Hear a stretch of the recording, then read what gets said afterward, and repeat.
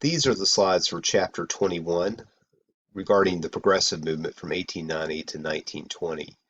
When we refer to the progressive movement, we have to recognize that that term progressive had a very distinct meaning during this time period in the 1890s to the 1920s. It refers to a specific political movement and social movement that existed during that time period. We should not confuse it with the concept of today's progressivism. A lot of times you'll hear the word progressive, it's almost synonymous with the concept of liberal ideas in modern politics. There may be some similarities, but there are a lot of differences between what was considered part of the progressive movement back in 1890 and what might be considered progressive today. So keep that in mind. The progressive era really refers to a time period where there was a lot of reforms that occurred related to politics, related to business, related to race relations, related to urban planning, to labor and working conditions, all sorts of things where people targeted for improvement. One thing that progressives had in common was the belief that the government could actually be a positive force, that it should be utilized as an agency of human welfare, and whatever goals the progressives attempted to achieve, the government was often at the heart of those goals. They were very much opposed to the concept of laissez-faire policies. Laissez-faire essentially means hands off, and that is sort of the traditional conservative little c approach throughout American political history, that the government should not interfere in what was occurring in society. But progressives had a very different view. They believed that the government should take an active role to improve conditions. So some of the goals that progressives had would be to end corruption by improving or increasing honesty and efficiency in both business and in the government itself, to eliminate monopolies. Sometimes you'll hear the term busting trusts or trust busting, to make sure that individual corporations did not dominate an industry and did not have so much control. They wanted to Americanize immigrants, to make sure that immigrants assimilated to American culture. So this would be one of those areas that would be very inconsistent with modern concepts of progressivism, but was at the heart of progressivism back in the 1880s and into the early 1900s. They wanted to make sure that cities used rational planning to plot out their future to respond to tremendous growth that was occurring in urban areas. They also believed that really there needed to be an expansion of democracy. During this time period, there was, and of course, there's some would argue there still is, a threat of plutocracy. Plutocracy refers to the idea of power being held in the hands of those who are the wealthiest in society, a small group being able to dominate government. And so progressives wanted to get around that by using direct elections for U.S. senators, by using recall to end terms of elected officials. Um, but there were also ideas that, again, progressives embraced during that time period that we would certainly not consider very liberal thinking today, and really were quite repugnant, such as the embrace of eugenics, the idea that there were people who, because of their race, were inherently supreme to others. For example, a famous case in Virginia out of Virginia that went to U.S. Supreme Court, called Buck versus Bell, allowed for the forced sterilization of a young woman because there were questions about her IQ. So eugenics, this idea that there were some people that were more well-bred, so to speak, than others, and that you could influence society by limiting the ability of certain groups of people to reproduce.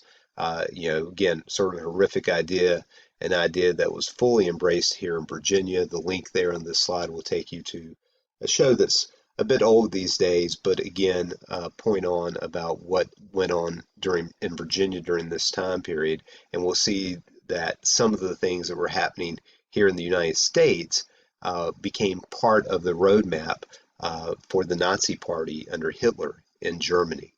One specific group of progressives really had a lot of influence in American society during this time period were the folks who were referred to as muckrakers. Muckrakers were journalists, essentially investigative journalists and authors who uncovered social inequality that occurred in the country and they encouraged Americans and the government to take action to address those inequalities.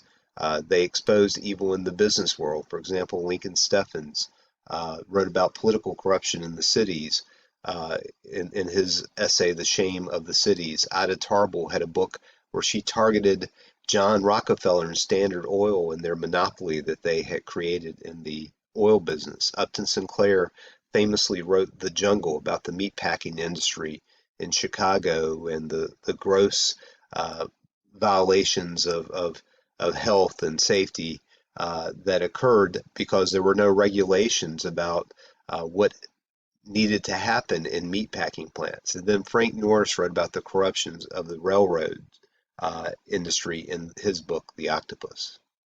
Progressives came up with a series of political ideas too. For example, the direct primary allowed individuals to vote for a party's nominee. Instead of having conventions that were controlled by a small group of party leaders, this allowed more common people to be involved in the process as to who would represent a party in a general election. They came up with the initiative that allowed voters to propose legislation directly by petition to state legislatures. They came up with the referendum, which gave voters the ability to either approve or reject in a final concept the proposed legislation from state legislatures. And they also enacted in some states the recall, which meant if voters were really angry about someone who was in office, they could actually force a new election to remove that person from office before their term was up.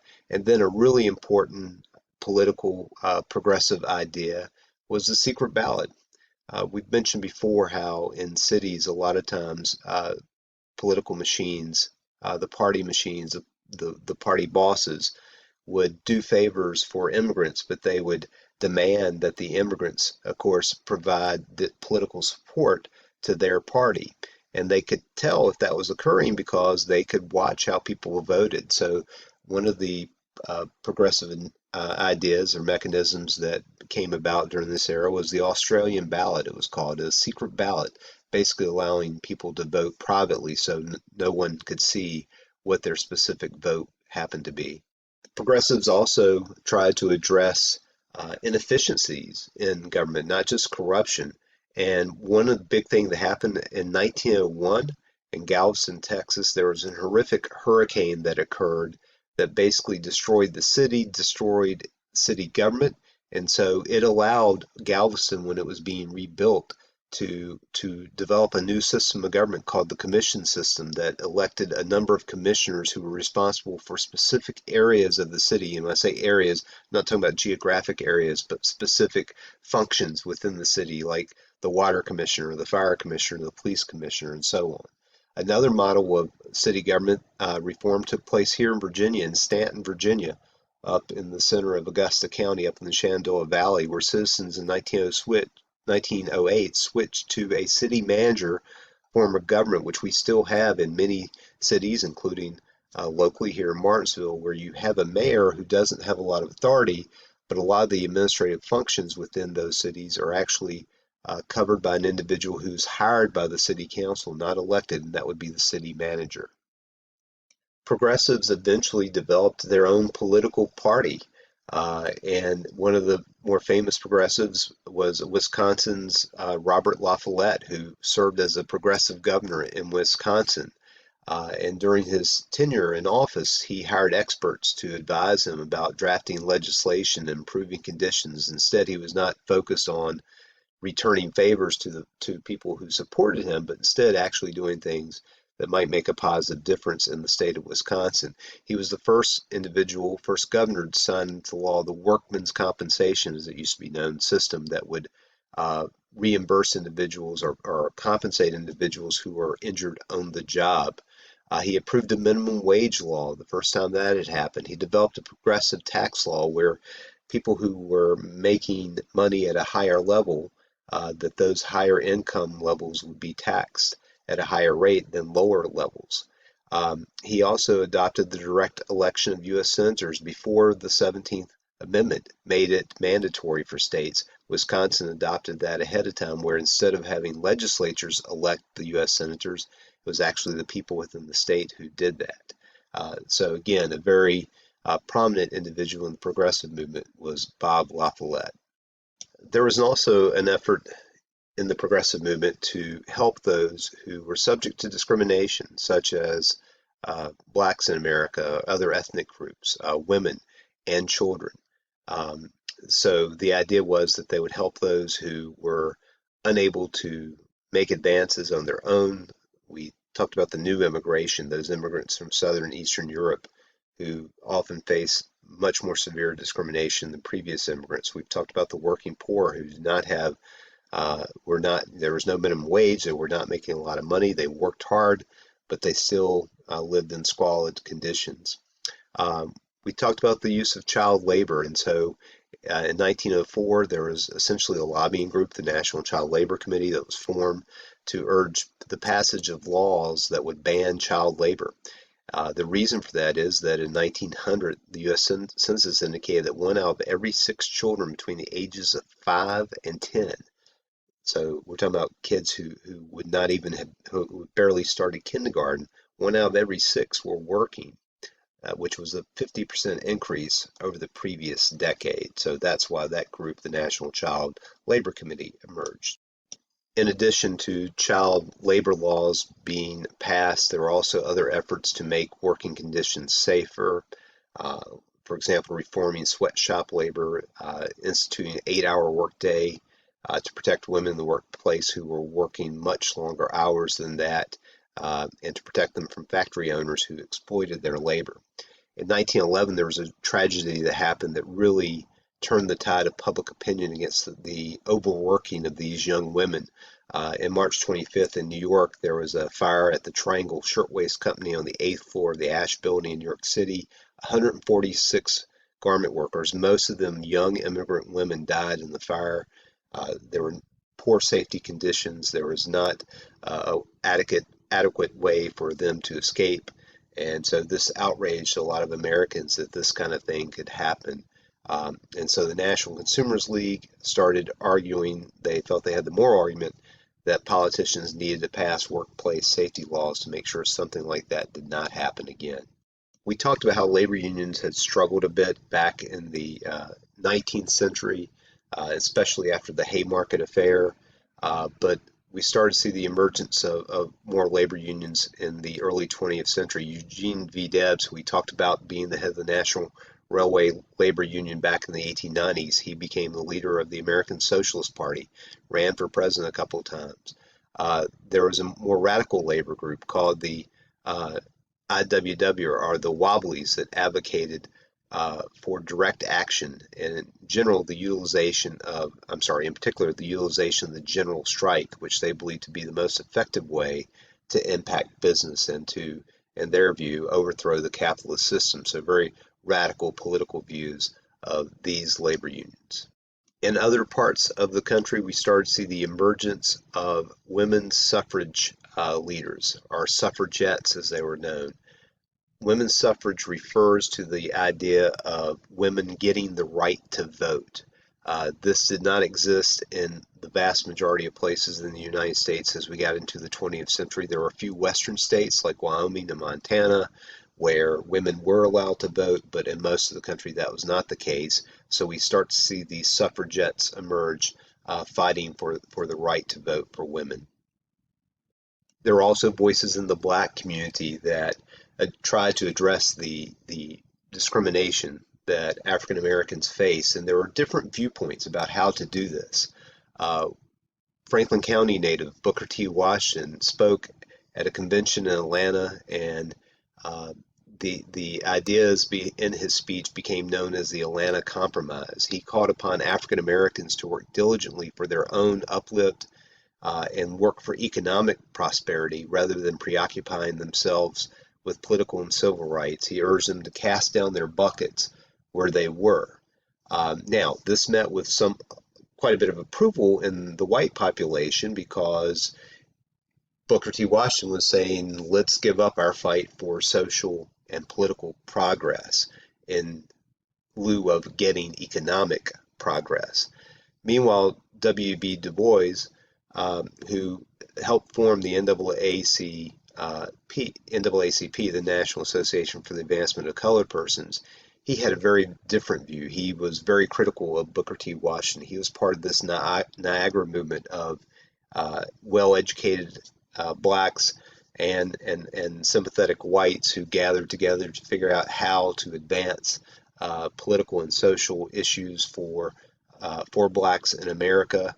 He went in a more direct path towards equality. He did not believe that you should have to give up political and social rights or social advances in order just to have economic rights. He didn't think you should have to substitute one for the other, and so he was a leader of a group of a of a significant black educated elite who were known as the talented tenth that could help pull up the rest of the black population in America. As we got into the 1900s, we saw the emergence of the first progressive president, and that was Republican Theodore Roosevelt. He is well known as one of the great American presidents. He had emerged in the late 1800s as police commissioner in New York, became William McKinley's vice presidential candidate, and then vice president when McKinley won the election of 1900. And Roosevelt was the youngest president to ever take office at that point, and still to this day, the youngest person to ever take the office of president. He was not the youngest president ever elected. That would be John F. Kennedy, but the difference is that Roosevelt took office because of an assassination. He promised what he called a square deal for Americans. So what did he, obviously a square deal, the idea of something that would be in the average American's best interest. So he wanted to bust trusts again and get rid of those monopolies. And he actually, for the first time ever as a political leader, in the 1902 anthracite coal strike in Pennsylvania, he forced the corporation to negotiate and into a deal with labor instead of backing the corporation, which had always been the norm. He believed in the conservation of natural resources. He named one of his close friends, Gifford Pinchot, as chief of the U.S. Forest Service, and he wanted to protect a lot of America's natural resources. He also was concerned about consumer protection. We mentioned Upton Sinclair's book, The Jungle, about the horrific practices occurring in Chicago's meatpacking district. Well, Theodore Roosevelt pushed, after reading The Jungle, pushed for the Meat Inspection Act and the Pure Food and Drug Act to protect consumers from unsafe food or drugs. And then he was followed by someone who, for all purposes, really was progressive as well. His Vice President William Howard Taft. That we'll see there was a significant political rift between the two of them because Taft ended up firing Gifford Pinchot. And really there was this personal divide between him and Theodore Roosevelt. Theodore Roosevelt could have run for president in 1908, but he chose not to since he had been president 7 years. He did not want to violate the tradition. It was not a constitutional mandate, but it was tradition established by George Washington not to serve more than 2 terms. And even though he'd only served part of McKinley's term and then 1 full term, he chose not to run for re-election, even though he would have surely been elected in 1908, because that would have meant he would have served 11 years, which at that point would have been longer than any other president. So he did not run, and his vice president, William Howard Taft, did become president. And then we'll see there is, in the election of 1912, there is this rivalry between Roosevelt and Taft that will lead to a disaster for Republicans. So when we get to the election of 1912, Teddy Roosevelt decides to run, even though the incumbent is a Republican, and Roosevelt had been a Republican president. He runs as a third-party candidate, as the progressive candidate, or also referred to as the Bull Moose candidate. He runs against Taft, who is the Republican nominee. The Democrats nominate the former president of Princeton University, who had been born in Virginia, in Stanton, during the Civil War, but had grown up in other places. His father had been a Presbyterian minister. He had moved to Georgia and then ends up in the Northeast. Woodrow Wilson, who runs as the Democrat, as most recently before that election, he had been governor of New Jersey. what happens in the election, Roosevelt and Taft split the Republican vote, um, even though Teddy Roosevelt and Woodrow Wilson were both considered progressives, and even to an extent, William Howard Taft was as well. Uh, the fact that you had essentially two Republican candidates splitting the vote allows Woodrow Wilson to win. Now, it's possible had Teddy Roosevelt not run that Woodrow Wilson would have siphoned off some of the voters from Roosevelt anyway and may have won the election because, again, Roosevelt was also progressive. But as it is, Wilson only wins 41% of the popular vote, but he wins overwhelmingly in what matters, and that's the electoral vote, and he becomes the president. There are many aspects to Woodrow Wilson that showed or demonstrated his progressivism, but there are also some things that were very anti-progressive. Uh, so some of the things he did that were considered progressive, he had the Federal Farm Loan Act to help America's farmers to lift up agriculture. He pushed through Lafayette-Siemens Act, which is basically a workers' compensation for merchant marine folks who served on the seas, people who worked in private shipping, that type of thing. They had access to workers' compensation. He passed the first federal Workmen's Compensation Act for federal workers, and he was the first president to nominate a Jewish individual, Jewish justice, to the U.S. Supreme Court. That being said, though, there were a lot of aspects to Wilson's personality that did not indicate he was particularly progressive. He accelerated segregation in federal government. Um, Basically, as we talked about with the uh, Plessy versus Ferguson case at states, uh, that allowed for the legalization of segregation, the separation of races. He instituted segregation in federal government itself, and it would stay that way until Harry Truman in 1948 ended segregation. He expressed his admiration for the Ku Klux Klan, which became a very powerful organization in the 1920s. And while he was president, he talked about uh, that he admired aspects of the KKK. He distrusted what he referred to as hyphenated Americans, and that would be Americans who were foreign born. And there was a large segment of our population who was foreign born during this time period, including a lot of those who fought for America in World War One. He also opposed suffrage for women. He did not believe women should have the right to vote. So although he was a progressive, a lot of his ideology was definitely not progressive. The last slide I want to touch on is during this time period, what constitutional amendments could we connect back to progressivism? What became part of the Constitution thanks to progressive ideas from 1890 to 1920? And there were four amendments. The 16th Amendment gave Congress the right to implement a federal income tax, and it turned out the federal income tax was a progressive tax structure. The more money you make, the higher your income bracket, that amount of money is taxed at a higher rate than at a lower income bracket. So the more money you make, the first 10,000 might be taxed the same as anyone else who makes the first 10,000, but as you go up, the tax rate goes up for that higher amounts that you are making. That's called a progressive tax system, and a big boost to the power of the federal government was the fact that they now had the ability to raise revenue through a federal income tax. The 17th Amendment was adapted, ratified, became part of the Constitution that provided for the direct election of senators. It would be the people who voted for U.S. senators, not state legislatures. Then we had the 18th Amendment, which was prohibition, and that uh, again, that was considered a progressive movement at that time because it was believed that prohibition, the outlawing of the sale and purchase and consumption of alcoholic beverages, would allow for better conditions for women and children because husbands would not spend their money on alcohol. That instead they would be at home, and there would be better families. That ends up being repealed by the 20th Amendment. And then the 19th Amendment, we talked about suffragettes, those fighting for women's suffrage. Well, the 19th Amendment, which was ratified in 1920, finally gave women the right to vote throughout the United States.